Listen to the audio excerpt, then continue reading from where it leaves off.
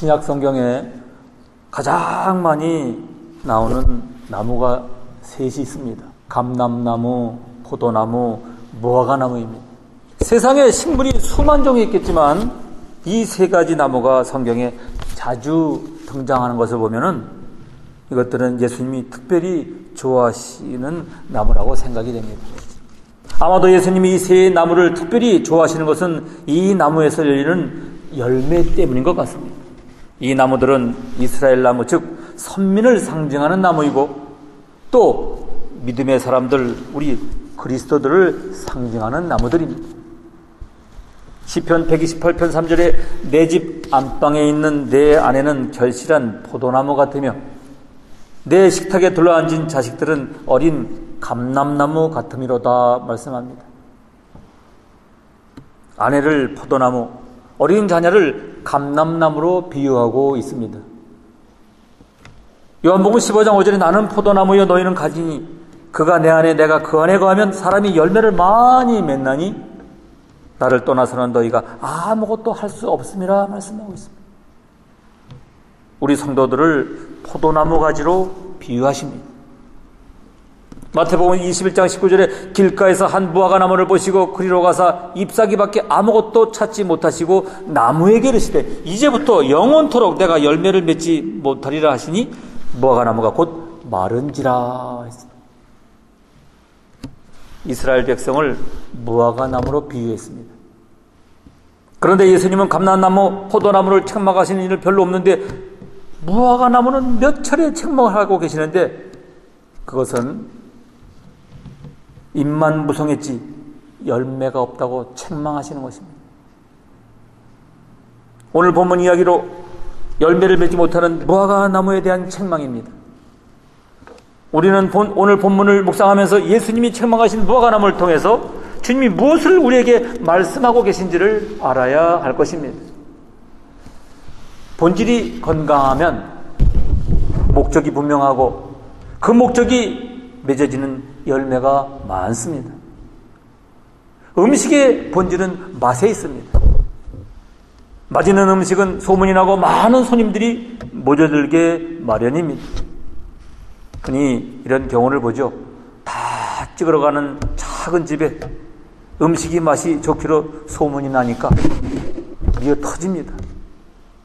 그래서 건물을 새로 짓고 확장하고 신장 개업까지 합니다. 그런데요, 갑자기 장사가 되지 않아서 망하는 식당들을 봅니다. 우리 주변에서 많이 보는 경우입니다. 이걸 보면 틀림없이 이유가 있다는 것입니다. 외형이 아니라 음식의 맛, 즉 본질이 변한 것입니다. 이건 문제가 있는 것이거든요. 그런데요, 여러분, 이렇게 중요한 것이 본질인데 신앙생활의 본질은 과연 무엇일까요? 이에 대한 대답은 여러 가지일 수가 있습니다. 하나님 앞에 예배드리는 것, 기도, 섬김, 또 봉사, 물질, 그렇습니다. 만약에 이런 본질들이 건강하다면 반드시 있어야 할 게 있는데 그것이 무엇입니까? 내 신앙의 열매입니다. 그것도 건강한 열매가 많이 맺혀져야 한다 이 말씀입니다. 오늘 본문은 무화과나무의 본질에 대한 예수님의 비유입니다. 세상에 존재하는 모든 것에는 본질이 있고 그 본질에 따르는 목적이 있습니다.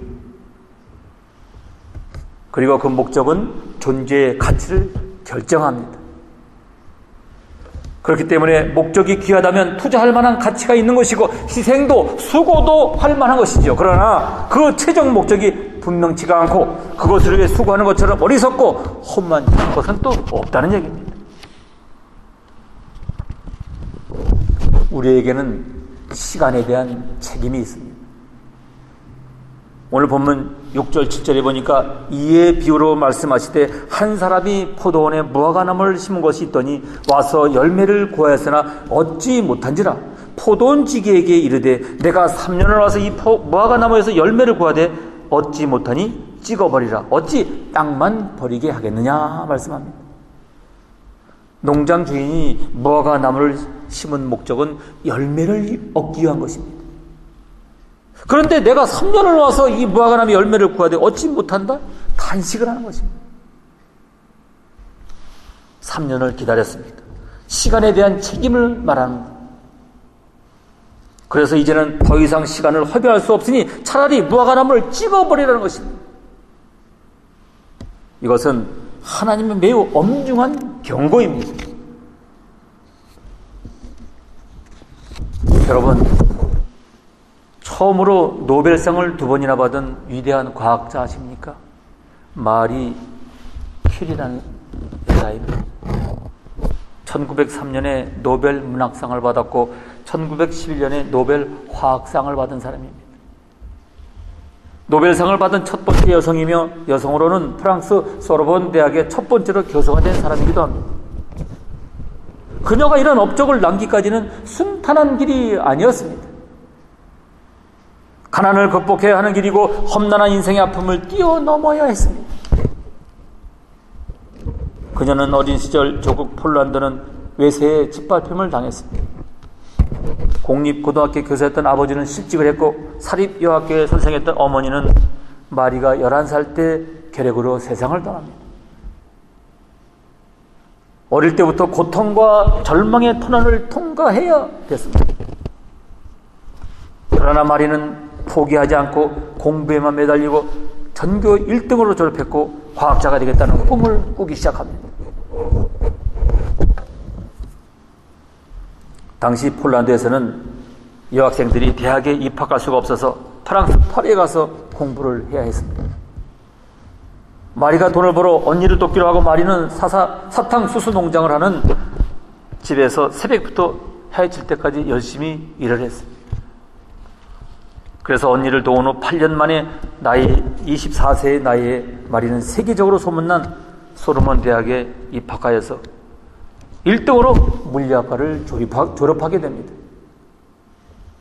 다음 해인 1894년에 2등으로 수학과를 또 졸업합니다.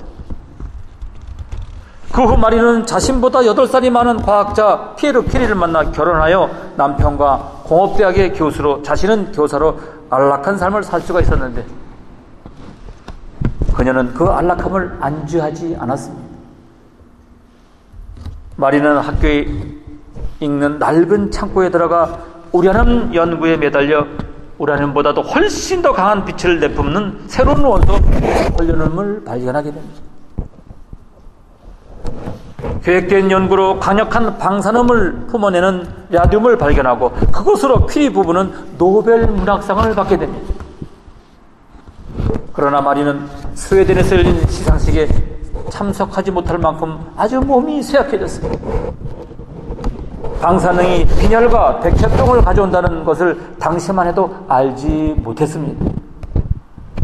불행은 또다시 찾아왔습니다. 남편이 사고로 세상을 떠났어요. 그러나 마리는 절망하지 않고 남편의 자리를 이어받아 솔로몬 대학의 교수가 되어 연구를 계속합니다. 그리고 1911년에 마리는 순수한 라듐을 분리해내 그 공로로 2번째 노벨 화학상을 받게 됩니다. 그녀는 방사능 장기 축적의 결과 66세의 백혈병으로 세상을 떠났지만 그녀의 발견은 인류에게 새로운 세계를 열어주었습니다.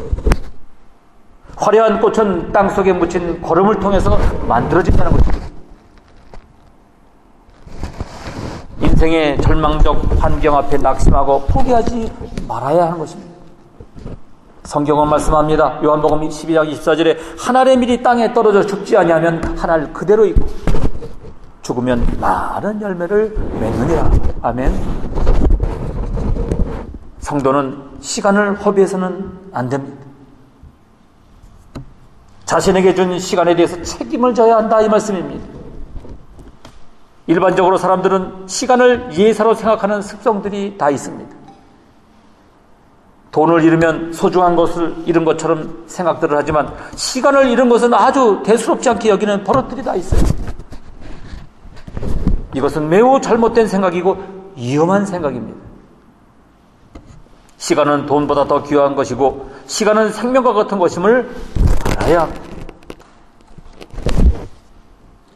시간이 흘러가면 우리의 일생은 시간 속에 침식되어 가는 것입니다.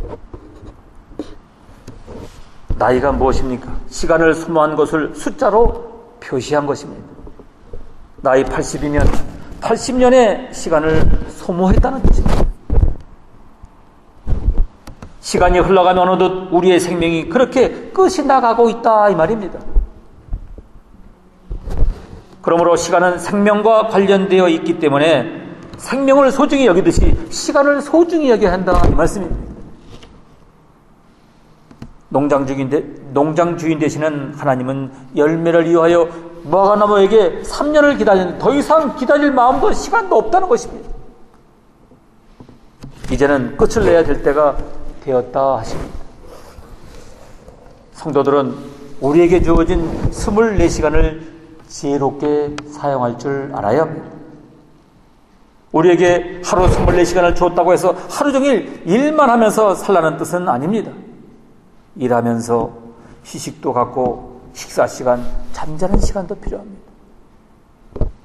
정신과 마음의 건강을 위하여 교양을 쌓는 독서도 필요하고요. 음악을 듣는 일도 필요하고요. 가끔 TV도 시청해야 되겠죠. 운동하는 일도 필요합니다. 그리고 무엇보다도 영적인 건강과 영혼 구원을 위하여 믿음 생활에 무엇보다도 많은 시간을 할애해야 하는 것입니다.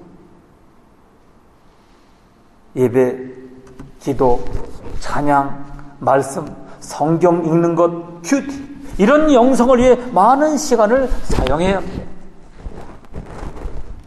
하나님께서 우리에게 주신 일생의 시간을 계획을 잘 세워서 일생의 열매를 맺는 삶을 살아야 하는 것입니다. 그리고 하나님께서 바쳐드린 영적 열매를 위하여 시간을 사용해야 합니다. 여러분, 체면보다 귀한 것은 무엇입니까? 그것은 우리의 생명입니다.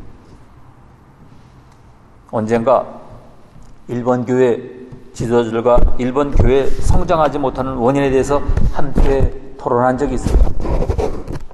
그때 일본 목사님들의 솔직한 고백이 우리는 한국 교회 성도님들처럼 열심을 가지고 전도할 수가 없습니다 였습니다. 그 원인이 뭐냐고 묻습니다. 그분들은 우리는 남의 사생활을 침범하기를 원치 않습니다. 되도록 상대방에게 민감하기를 원합니다. 그래서 우리가 지나치게 전도할 때 그것이 상대방의 감정을 해치고 그들의 삶의 분위기를 파괴할까 두려워서 전도하지 못합니다 라고 대답을 했어요. 그래서 우리 목사님에게 이렇게 예를 들어서 이야기했습니다. 어떤 곳에 갔더니 관광 안내원이 이곳에 절이 있었는데 어느 날 갑자기 땅이 무너져서 절이 땅 밑으로 들어갔다. 솟아나오는 화산 용암의 강한 폭발로 말미암아 절간이 없어졌다 이 말입니다. 그 깊이가 1000m나 더 됐는데 그런데 지글지글 끓고 있는 그 용암을 향해서 어떤 아이가 기어가고 있습니다. 그때 이 아이의 인권을 존중한다고 해서 그가 용암을 향해 기어가고 있는 모습을 그냥 보고 방관하고 있어야 되느냐 이 말입니다. 아니면 아이가 좋아하던 싫든 간에 생명을 구출하기 위해서 이 아이가 가는 그 길을 차단하고 방향을 바꿔줘야 되느냐 이 말입니다. 어느 것이 옳으냐 이것이죠. 체면보다 귀한 것은 목숨입니다. 예절보다 더 귀한 것은 생명의 구원입니다. 성경은 아들을 믿는 자는 생명이 있고 아들을 믿지 않는 자는 영생을 보지 못하고 도리어 하나님의 진노가 그 위에 머물러 있다 말씀하고 있습니다. 이 말씀을 믿는다면 당신은 목숨을 걸고 예수 그리스도의 복음을 전해야 하지 않겠습니까? 우리를 이 세상의 구원의 나무로 심어주셨는데 우리의 삶 속에 전도의 열매가 없다면 그것은 마치 잎만 무성한 무화과 나무 같다는 얘기입니다. 주님은 우리에게 전도의 열매를 기다리시다가 우리를 포기하시면서 이제는 찍어버리라? 어떻게 더 기다리겠느냐? 하시면서 끝났다고 선언할지도 모르겠습니다. 우리 성도들은 하나님이 나에게 주신 시간에 대해서 책임을 질 줄 알아야 합니다. 두 번째로 자리에 대한 책임이 있습니다. 자리에 대한 책임. 6절의 본문을 봅니다. 이에 비유로 말씀하시되 한 사람이 포도원에 무화과나무를 심은 것이 있더니 와서 그 열매를 구하였으나 얻지 못한지라. 무화과나무는 포도원에 심겼습니다. 농장 주인은 무화과 열매를 먹고 싶었던지 포도원에 포도나무 몇 그루를 뽑아내고 그 자리에 무화과나무를 심었습니다. 무화과나무는 잎도 넓지만 가지도 엄청나게 뻗어나는 나무 가지입니다. 그러니 그 무화과나무는 포도나무에서 얼마나 넓은 자리를 차지하고 있겠습니까? 언덕이나 토양이 토박한 길가에 자라야 할 무화과나무가 운 좋게도 옥토 기름진 포도원에 심기게 됐어요. 받은 은혜가 그만큼 크다는 얘기입니다. 그렇다면 주인의 기대대로 달콤한 무화과나무 열매를 많이 맺어 주인의 마음을 기쁘게 해드려야 마땅하지 않겠습니까? 그런데 그 무화과나무는 그러지 못했어요. 3년을 기다려도 열매를 맺지 않았습니다. 주인이 매우 화가 났습니다. 찍어버려라. 어찌 땅만 버리겠느냐. 여기서 우리에게 주는 예수님의 교훈은 과연 무엇입니까? 사람은 자리에 대한 책임을 질 줄 알아야 합니다. 오늘 우리에게는 자리가 있습니다. 부모는 부모로서의 지켜야 할 자리가 있죠.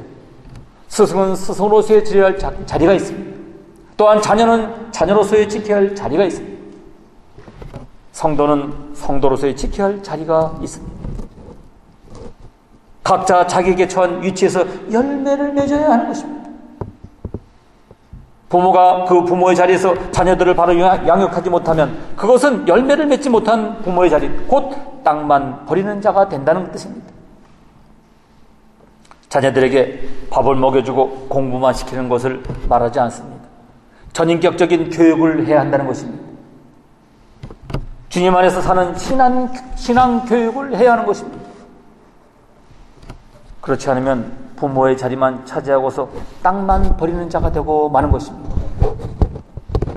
성도는 성도로서 지켜야 할 자리가 있습니다. 한 해 동안 살아오면서 가야 할 자리, 안 가야 할 자리 다 쫓아다니는 것은 열매를 맺지 못하는 생활입니다.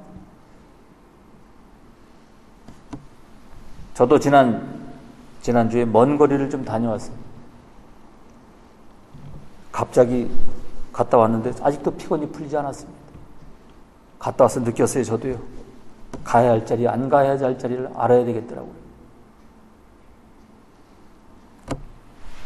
성도가 거할 자리가 어디입니까? 성경을 보니까 요한복음 15장 4절 이하에 내 안에 거하라. 나도 너희 안에 거하리라. 가지가 포도나무에 붙어있지 아니하면 절로 과실을 맺을 수 없음같이 너희도 내 안에 있지 아니하면 그러하리라. 나는 포도나무에 너희는 가지니 저가 내 안에 내가 저 안에 있으면 이 사람은 과실을 많이 맺나니 나를 떠나서는 너희가 아무것도 할 수 없습니다. 그렇습니다. 성도가 거할 자리는 주님 안에 있는 것입니다. 주 안에. 그 주님 안에 있을 때 과실을 맺게 되는 것입니다. 우리는 모든 일을 할 때 혹은 모든 것을 생각하는 시간에 주님 안에 있어야 합니다. 그러면은 과실을 맺는 것입니다. 그 자리는 열매를 맺는 자리가 되는 것입니다. 여러분의 삶의 자리는 어디입니까? 그 자리에서 열매를 맺고 있으십니까? 아니면 주님께서 올해에도 어찌하여 땅만 버리느냐라고 책망하시는 모습은 아닐런지요? 우리의 남은 생애는 하나님이 주신 마지막 기회로 생각해야 합니다. 오늘 보면 8절 9절에 대답하여 이르되 주인이여 금년에도 그대로 두소서. 내가 두루 파고 거름을 줄이니 이후에 만일 열매가 열면 좋거니와 그렇지 않으면 찍어 버리소서 하였다 하시니라. 마지막 기회. 주인이여 1년 동안만 더 참아주소서. 내가 두루 파고 거름을 줄이니 그 후에 열매를 맺지 않으면 그때 찍어버리십시오. 농부의 간청은 우리의 마음을 뜨겁게 합니다. 1년은 무화과나무의 집행유예 기간입니다. 그 마지막 1년이 중요합니다. 생사가 그 1년에 달려 있습니다. 그리고 그 1년은 마지막 기회이기도 합니다. 우리의 남은 생에는 하나님이 주시는 마지막 기회임을 우리가 알아야 해요. 우리는 지난 과거는 열매가 없었다 할지라도 이제 남아있는 생에 열매를 맺으면 됩니다. 그러므로 여러분의 남은 생에는 구원을 얻을 수 있느냐 아니면은 멸망을 당할 수 있느냐 하는 것을 결정해야만 되는 아주 소중한 시간입니다. 성도는 우리의 남은 시간을 어영부영하고 살 수 없습니다. 생사를 결단하고 믿음의 열매를 위해 노력하고 살아가야 하는 것입니다. 끝내 열매가 없어서 찍어 지옥불에 던짐을 당해서는 안 되는 것입니다. 하나님의 손에 우리의 소담한 믿음의 열매를 드려야 합니다. 오늘 본문은 무화과나무를 두고 하시는 경고가 아닙니다. 바로 우리 성도들을 두고 하시는 경고입니다. 사랑하는 성도 여러분, 내 희생, 내 수고, 내 기도로 인하여 무슨 열매가 있겠습니까? 본질을 잃어버린 신앙으로, 열매가 없는 신앙으로 살면서도 전혀 부끄러움이나 양심의 가책이 없다면 보통 큰일이 아닙니다. 나에겐 무엇 때문에 오늘이 있다고 생각하십니까? 그리고 하루하루의 유예기간이 언제까지 계속될 것이라고 생각하십니까? 더 이상 유예기간이 없어 바로 집행이 될 때가 올 수도 있다, 이 말씀입니다. 인생의 본질로 돌아가야 합니다. 무엇보다도 하나님 앞에 가장 바람직한 삶의 자세인 신앙의 본질을 회복하고 목적을 발견하고 그 안에 땅한 열매를 맺어 가치 있는 삶을 살아가는 여러분 모두가 다 되시기를 주님의 이름으로 축원합니다.